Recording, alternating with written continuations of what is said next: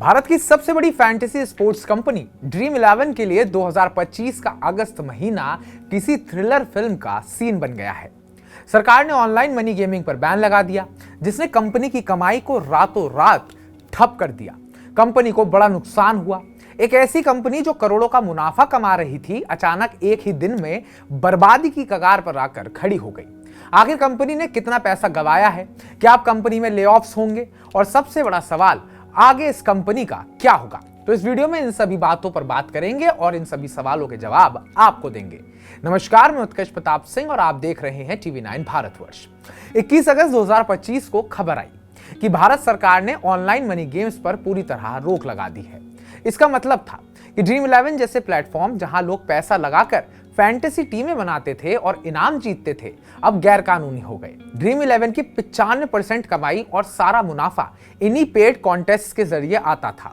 यह खबर कंपनी के लिए किसी बम विस्फोट से कम नहीं थी। उस दिन के बाद सवाल खड़ा हो गया, क्या ड्रीम 11 इस झटके से उभर पाएगी या फिर यह इस कंपनी का आखिरी ओवर होगा?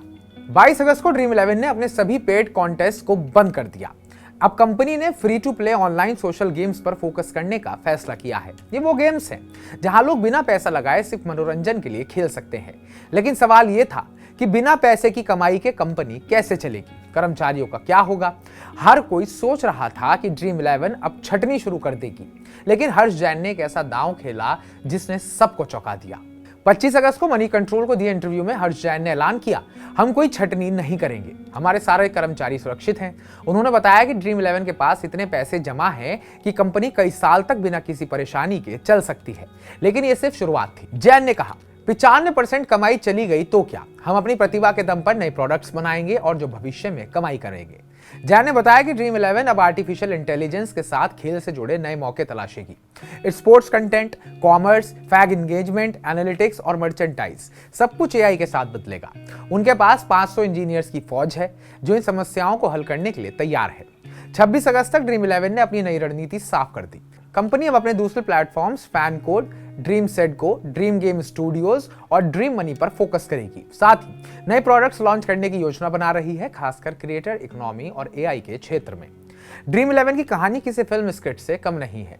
एक तरफ सरकार का बैन, दूसरी तरफ 95% कमाई का नुकसान, फिर भी हर्ष जैन ने हार नहीं मानी। उनकी नजर भविष्य पर है।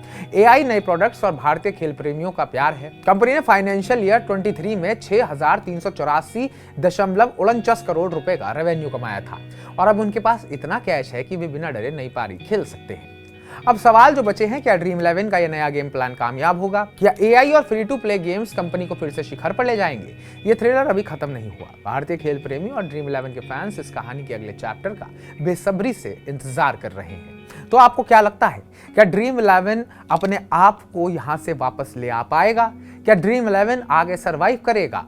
और अगर ड्रीम 11 सरवाइव नहीं कर पाया तो उसके क्या परिणाम होंगे? कमेंट बॉक्स में कमेंट कर हमें जरूर बताइएगा। बाकी ताजा अपडेट्स पाने के लिए TV9 भारतवर्ष को सब्सक्राइब कीजिएगा।